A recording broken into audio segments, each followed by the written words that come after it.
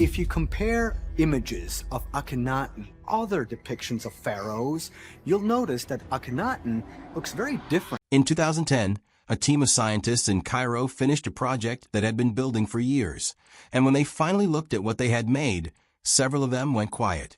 They had rebuilt the face of a king who had been dead for over 3,000 years, and the face staring back at them did not look like a king at all. It looked fragile, strange, almost unfinished, as if the sculptor had run out of time before smoothing the harder edges of him into something more heroic. For 3,000 years, this man had been carved as a riddle. Now, for the first time, science was answering it. His name was Akhenaten. And before we talk about his face, you need to understand what he did to earn one of the strangest reputations in ancient history. He ruled Egypt for roughly 17 years in the 14th century BCE, and somewhere around the 5th year of his reign, he did something almost no pharaoh before him had dared to attempt. He turned his back on the gods that had defined Egyptian religion for 2,000 years. Ammonius, the king of the gods, the deity whose priesthood held more land and more wealth than almost anyone in the kingdom except the pharaoh himself, was pushed aside. In his place, Akhenaten elevated a single god, the Aten, the visible disk of the sun. This was not a small adjustment to the state religion. Temples that had operated for centuries were shut down. Priesthoods that had grown enormously powerful were stripped of their income and their purpose. The king even changed his own name, discarding Amenhotep, which honored the old god Ammonius, in favor of Akhenaten, meaning something like effective for the Aten. Then he did something even more radical. He abandoned Thebes, the traditional religious capital of Egypt, and built an entirely new city from nothing in the desert, roughly halfway between Thebes and Memphis. He called it Akedaton, the horizon of the Aten, and boundary markers were carved directly into the surrounding cliffs to fix its borders permanently. It rose astonishingly fast, within a handful of years, filled with open-air temples designed to let sunlight pour directly onto the altars rather than hiding the rituals in the dark, incense-filled sanctuaries of the old style. All of that alone would make Akhenaten one of the most unusual rulers in Egyptian history. But there was something else happening at the same time, something visible on every wall of his new city. And it is the reason his face has become one of the most debated subjects in Egyptology. Egyptian royal art had followed the same basic rules for roughly 2,000 years before Akhenaten came to power. Kings were shown as idealized, powerful, symmetrical figures, broad shoulders, narrow waists, strong jaws, bodies that looked more like gods than men, because that was the entire point. A pharaoh's official image was not meant to record what he actually looked like. It was meant to record what a king was supposed to be. Under Akhenaten, that tradition broke apart. Artists working under his direction began carving him with an elongated skull, a long thin face, heavy-lidded eyes, full lips, a slender neck, narrow shoulders, a soft rounded belly, and unusually wide hips. In some reliefs, his chest appears to carry the beginnings of breast tissue. His limbs are thin and spindly. It is a body that simply does not resemble any pharaoh who came before or after him, and it appears not just in one or two statues, but across an enormous body of art from his reign, colossal statues at Karnak, reliefs throughout Akedaton, even depictions of his wife Nefertiti and his daughters, who share strikingly similar elongated features. For a long time, Egyptologists were split on what this meant, and the debate has never fully closed even now. One camp argued it was purely symbolic, that Akhenaten was intentionally being shown as an androgynous figure, blending male and female creative power, echoing the Aten itself as a life-giving force that nurtured all of creation the way both a mother and father might. Another camp argued it was closer to a royal branding exercise, a deliberate visual break from the old religious order meant to announce that everything about this reign, right down to the pharaoh's own body, was new. And a third camp, growing more prominent over the decades, argued something simpler and more unsettling, that at least some of what the artist carved might reflect something real about how Akhenaten actually looked. The trouble was that for most of the 20th century, there was no reliable way to test any of these theories, because nobody could say for certain which mummy, if any, belonged to Akhenaten. His body was never confirmed among the royal mummies recovered in the 19th and 20th centuries. that changed with a partially damaged, uninscribed mummy discovered in tomb KV55 in the Valley of the King's Back in 1907. The coffin had been deliberately vandalized in antiquity, the name plates chiseled away, the golden face torn from the mask. Clearly the work of someone who wanted this particular burial forgotten. For most of the century, doctors who examined the skeleton disagreed sharply about basic details, including the individual's age at death and even sex, because the bones showed some unusual proportions that did not fit neatly into either category. The real breakthrough came in 2007 when Egypt's Supreme Council of Antiquities, under Zahi Hawass, launched a multi-year genetic study of a new kingdom royal mummies. Working with geneticist Yehiagad and a team of researchers, using DNA extraction techniques suited to specimens that were thousands of years old and had been sitting in a hot climate for most of that time. It was a genuinely difficult undertaking. Ancient DNA degrades badly, and Egyptologists had watched earlier claims about mummy DNA collapse under scrutiny before.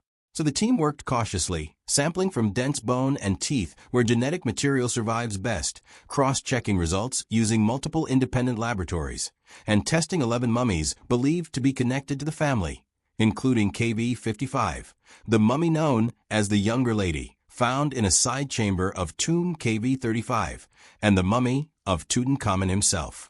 The results were published in 2010 in the Journal of the American Medical Association, subjecting the findings to the kind of open scientific scrutiny that earlier mummy research had rarely received. What the DNA revealed reorganized the family tree of Egypt's most famous dynasty. The genetic markers showed that KV55 and the Younger Lady were full siblings, sharing both a mother and a father. It also showed that these two siblings were the biological parents of Tutankhamun. Sibling marriage among Egyptian royalty was not itself new information. It had long been documented in inscriptions and was understood as deliberate religious policy, rooted in the idea that the royal bloodline carried something sacred that had to be protected from dilution by ordinary blood. But confirming it genetically, and confirming that Tutankhamun himself was the product of a brother-sister union, gave researchers a concrete biological explanation to weigh against the strange artistic record left behind at Akhenaten. Most researchers now identify the KV55 mummy as Akhenaten himself, or at least as extremely closely related to him, given the match to Tutankhamun's paternal line and the skeletal features consistent with the age Akhenaten would have died. And once that identification was in place, the door opened to something that had never been attempted before, reconstructing his actual face from his actual skull, rather than guessing based on temple carvings. Facial reconstruction from skeletal remains is a well-established technique used in both archaeology and forensic science. Specialists measure the skull in detail, the width of the cheekbones, the length of the jaw, the shape of the eye sockets, the proportions of the nasal opening, and use established tables of average tissue depth at dozens of points across the face to rebuild the muscle and skin layers from the bone outward. It is not guesswork. It is closer to sculpture guided by measurement, and it has been used to reconstruct the faces of everyone from medieval kings to unidentified crime victims. When Egyptian and international specialists applied this process to the KV55 skull, they were not starting from the temple art at all. They were starting purely from bone.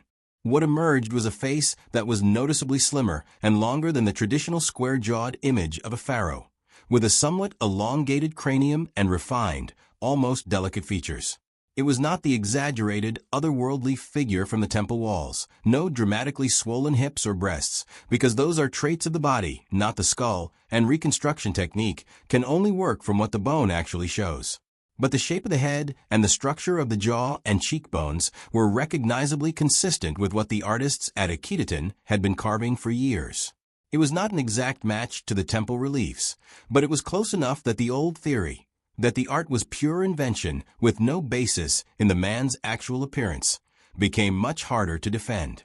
The 2010 study also examined the skeleton for signs of disease, and this is where the research took a darker turn. Researchers found evidence in the family that pointed toward genetic disorders consistent with generations of close relative marriage, and CT scans of Tutankhamun's own skeleton, published as part of the same research effort, showed a club foot, evidence of avascular necrosis in the bones of one foot a cleft palate, and mild scoliosis.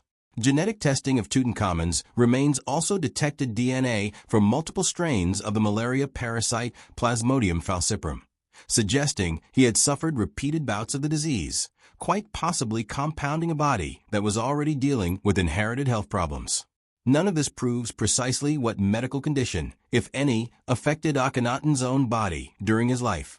Researchers have proposed various explanations over the decades, from genuine physical conditions to purely symbolic religious styling, and no consensus has fully settled the question even today.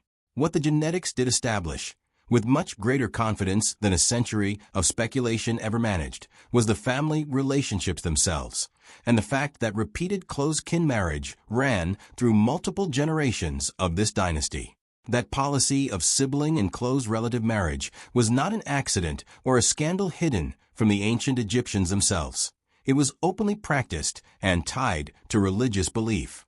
The royal bloodline was considered a vessel for divine order, something that had to remain unbroken and unmixed with common blood to preserve the stability of the kingdom. Modern genetics simply gives us a way to measure the biological cost of that belief across generations, in a way ancient priests had no tools to detect.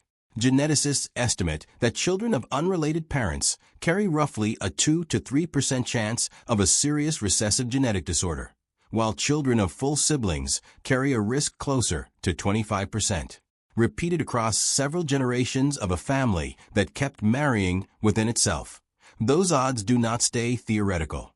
They surface in the body generation after generation, whether or not anyone at the time understood why. After Tutankhamun died in his late teens, with no surviving heir, the male line of this dynasty ended.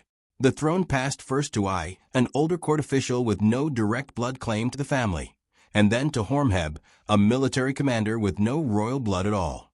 A dynasty that had built one of the largest empires in the ancient world, stretching from the Nile deep into the Near East, came to an end not through invasion or rebellion, but through the quiet failure of its own bloodline to keep producing healthy heirs.